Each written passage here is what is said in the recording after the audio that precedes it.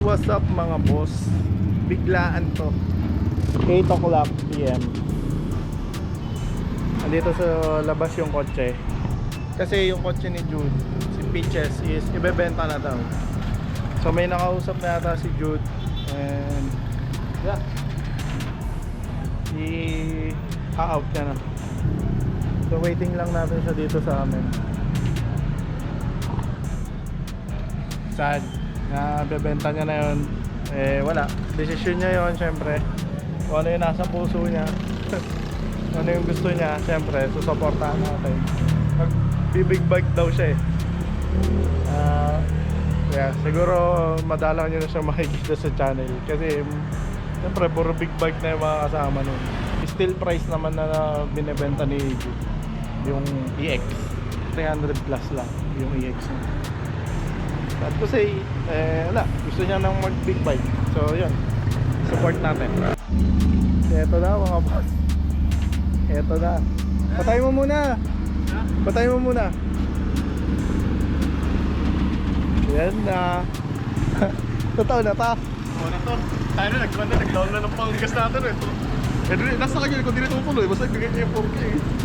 Paano gagawin natin? Gagasan, ano, tig 500 na gas, toll gate, tig 500 Oo. din.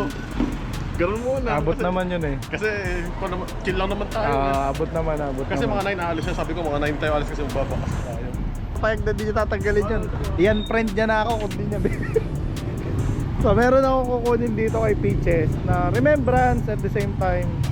Paano ba tawag doon? Parang memories. Kasi grabe guys ha, kung alam nyo lang yung biyahe namin, madaling araw, inabot kayo madaling araw, ilang beses na tayong Oo. halos inumaga. Okay na. Yan, Idas, only sa parts, mga sariling gala. sariling gala, tas sa pyesa, tas ayun, if may problema yung tropa, etc. So, Sakto, kinarwash ko pa kanina yan. Naisipan ko mag-carwash kanina. ano yun? Tignan mo yan. Tignan mo yan. Di ba? Kaya kasi hapon, wala akong magawa. Tapos naisip ko, tagal lang walang carwash ng kotse. Naglinis ako. Oo, Tapos buti. kinagabihan, nag-i-scroll ba ako? Pangitain na pala yun, boy. Tapos may chinat ako, may nakapost sa Big Bike Philippines, something Big Bike Swap, Seller Swap. Tapos naghahanap siya ng kotse, ganyan. Tapos sinabi ko, boss, baka maibigan mo. Tapos again, tuloy-tuloy na. Kasi yeah, ayun nga, nabanggit ko sa inyo, magbe-big bike na siya. Anyway, baklas muna kami. 9 pa sila aalis. So, from Tagaytay. Mga 11, only 12. 12. Okay, Sabi ko, ganun din naman oras dating natin eh. 11 or 12. mga nasa actually 11 or 10:30, mga ganun Oo, lang. depends. Pero anyways, doon na tayo maghintay. Oo, at least nandito tayo. So, okay mga boss, dito na kami sa Palian. And papahangin lang si Jude dahil napansin ko yung harap niya is malambot. Ay! Isa may PVC. Kailan boy? 31! Kaya malambot.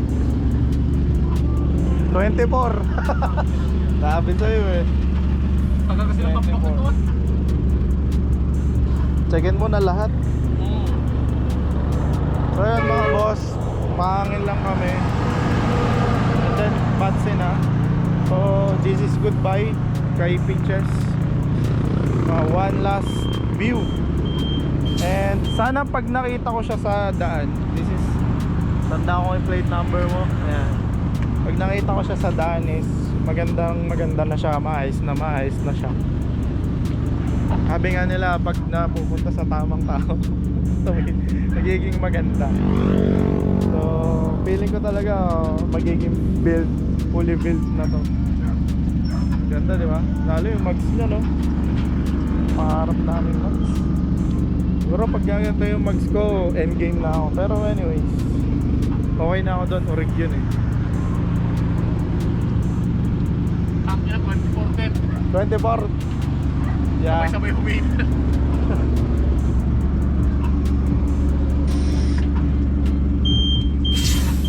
Lahat yan, sure ball. Okay. So yan, hindi muna ako magbablog mga boss habang nagda-drive na kasi Hindi ko alam yung pupuntahan namin. Si Jude yung nakakaalam. But anyway, the one last look. So magpapagas lang kami and then biyahe na sa kilometer 42 yata. Guys, we're stuck in the traffic. Tapos nagkahiwalay na kami ni Jude. So somewhere nandun na siya. And ako ako nakapag-exit na. Si Jude yata hindi pa. Yun ang intindi ko. And something happened. May aksidente yata. So yeah. We're stuck. Sana pala sa ano na lang kami. Shall select nagkita. Mas okay. Pero anyways, ayun. Ito yung kailangan namin bunuin. Buti na lang half tank mahigit pa. And ang daming ambulansya guys. Okay guys, sa wakas nakarating na kami sa Busan ng Petron na kilometer 42 dahil may karambola doon kaya traffic pala. So sana safe lahat. Medyo ang daming ambulansya eh. But anyways, andito na tayo. Tapos ando na din kausap ni Jude. Dito na lang ako nag-park. Puntaan natin sila mga boss. So yun mga boss, nandito na kami. And ayan, nagtitingin na sila ng sakyan. So visit goodbye. So si bossing yung bibili yun. So ito yung mga kasama niya nila. Na-traffic tayo. Ako lang, hindi ikaw. Ay, okay guys, nagda-done deal na sila. So consider as sold na.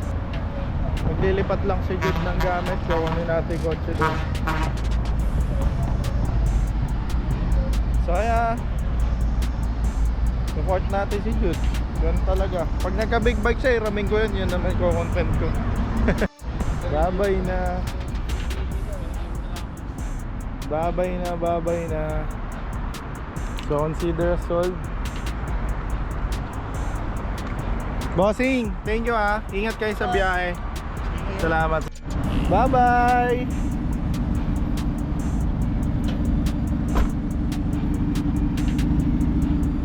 Ay, naturo mo ba yung AC? Oo, alam niyo naman.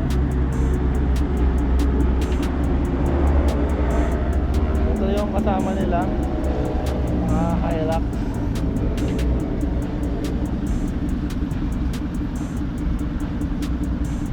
Okay, bye-bye na. Bye-bye. Bomba. Ingat, bossing.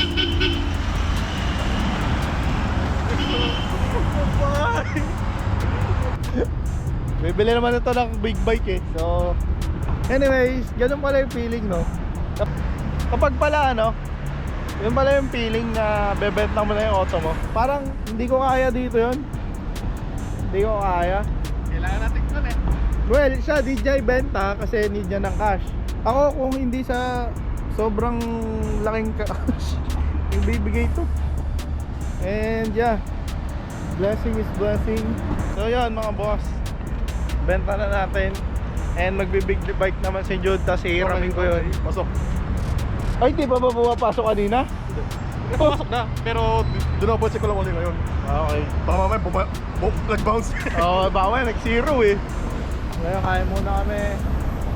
And ayun, bibili naman siya ng motor, big bike, hiramin natin. Pag di niya tayo pinahiram, i-bash nyo siya sa sa Facebook. So yan guys, kain na kami.